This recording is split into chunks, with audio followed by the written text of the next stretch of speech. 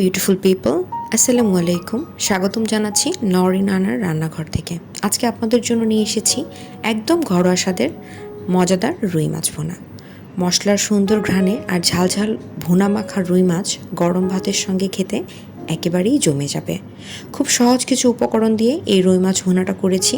চলুন তাহলে পুরো রান্নাটা শুরু থেকে শেষ পর্যন্ত দেখে নিই। প্রথমে আমি মাছগুলোকে খুব সুন্দরভাবে পরিষ্কার করে নিয়েছি। এরপর এটাতে আমি হলুদ, লবণ আর লেবুর রস দিয়ে ম্যারিনেট করার জন্য মেখে নিচ্ছি খুব ভালোভাবে। লেবুর রসটা অবশ্যই দেওয়ার চেষ্টা করবেন। এরপরে আমি এই মাছ ভুনার জন্য মশলাটাকে তৈরি করে নিচ্ছি। এখানে আমি জিরা গুঁড়ো, আদা রসুন পেস্ট এবং কেচাপ নিয়েছি, টমেটো কেচাপ।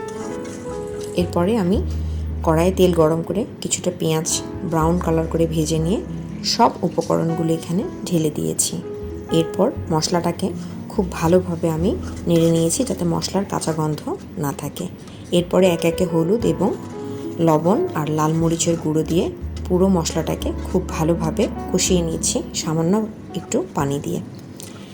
এপাশে আমি মাছটাকে ফ্রাই করে নিয়েছি যা আগে থেকে ম্যারিনেট করা ছিল। খুব ভালোভাবে আমি এপিট ওপিট ভালোভাবে ভেজে নিচ্ছি যাতে মাছটা ভেঙে না যায়। খুব সাবধানে এই কাজটা করতে হবে।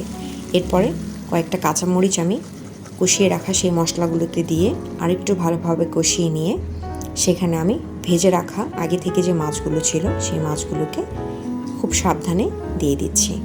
এরপর সব মাছগুলোকে আমি খুব ভালোভাবে এখানে কষিয়ে নিব। আমি খুব সাবধানে এই কাজটা করছি যাতে মাছগুলো ভেঙে না যায়। এরপরে আমি এখানে পরিমাণ মতো পানি দিয়ে সব মাছ এবং মশলাগুলোকে কষিয়ে নিচ্ছি এবং এটা হচ্ছে আমার ফাইনাল লুক। দেখুন কতটা সুন্দর লাগছে, ভীষণ লোভনীয় হয়েছে এবং খেতে ভীষণ স্বাদের রয়েছে। মাস্ট একবার হলেও ট্রাই করবেন। আশা করছি আপনাদের ভালো লাগবে। মাছের রান্নাতে খুব বেশি মশলার প্রয়োজন হয় না। আশা করছি আপনাদের এই ভিডিওটি ভালো লেগেছে। Thank you everyone. ভালো থাকবেন সবাই।